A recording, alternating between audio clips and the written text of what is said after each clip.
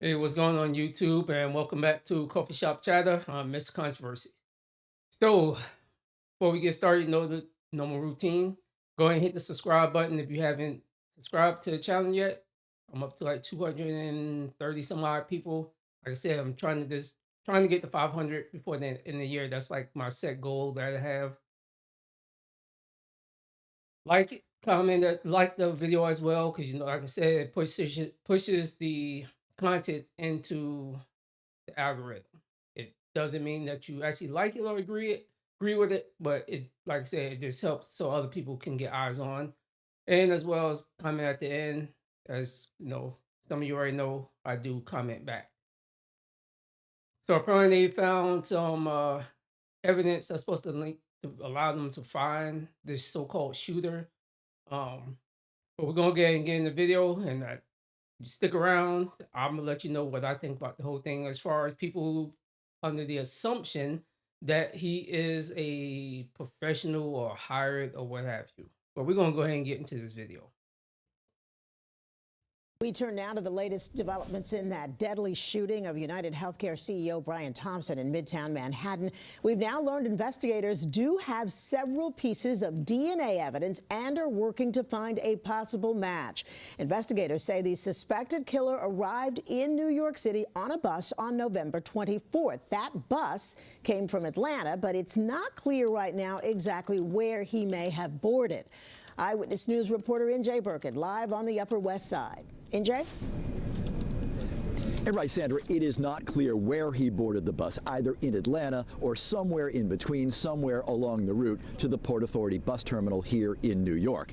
In any case, it would appear now as if he's not from New York. He stayed, for example, for several days at this hostel on the Upper West Side. But the real question now is, where is he? Investigators now believe the killer arrived in New York on board a Greyhound bus late last month. For 3 days, they've been downloading hours of surveillance video from the Port Authority bus terminal and the New York City transit system, public cameras and private cameras. They're determined to track his movements before and after the crime to find clear images of the suspect's face, like the surveillance image recovered from the front desk at the hostel on the Upper West Side, where he checked in on Saturday, 5 days before Brian Thompson was murdered. Thompson was walking to an investor conference when he was gunned down. As he strides confidently toward the door, the killer steps out of the shadows and opens fire. In seconds, Thompson would lay dying on the sidewalk, and the gunman would be gone. He ran through this alley, dropping his cell phone along the way. He turned east onto West 55th Street and then out onto 6th Avenue. He would be spotted on an e-bike heading into Central Park and later riding down West 85th Street. Using surveillance images, police tracked him to the hostel on Amsterdam Avenue. Hundreds of detectives are canvassing other hostels. Others are canvassing transit terminals to determine whether the suspect has left New York. Former NYPD Chief of Detectives Robert Boyce. It'll be on the front page of every newspaper, certainly on the East Coast, mostly throughout the nation. And that's important. You want to find out who this individual is.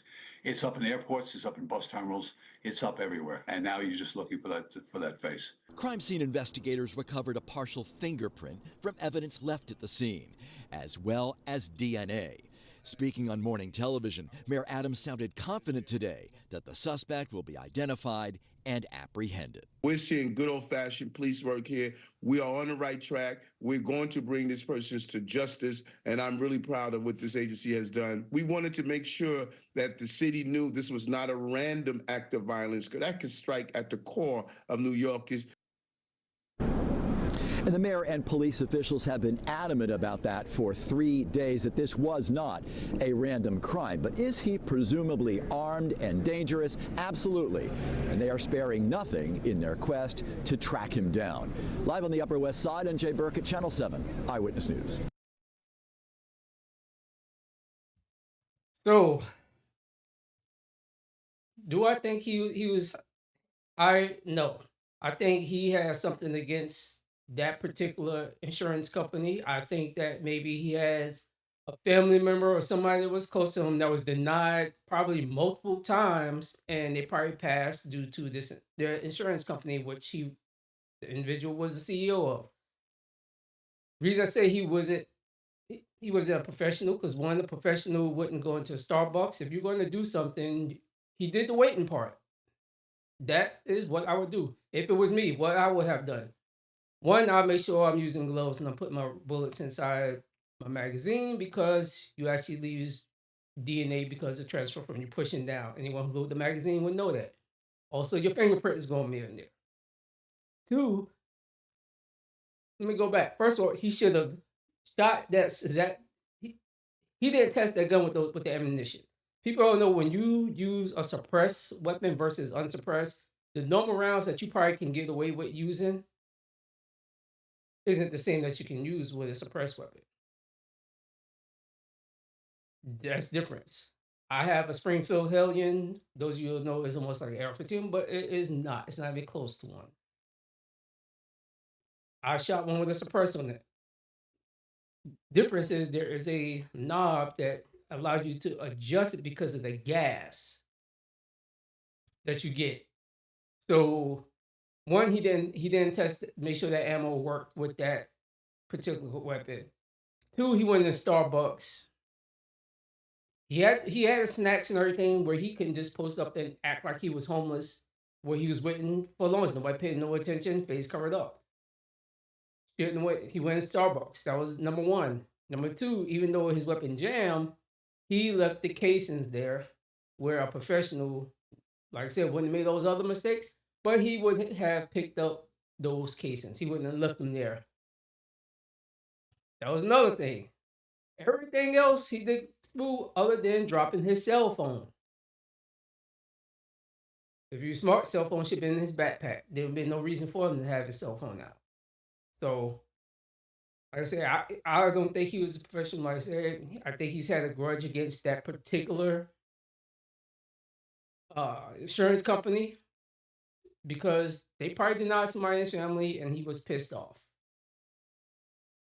So, let me know what you think. You know what may have been his reasons behind it.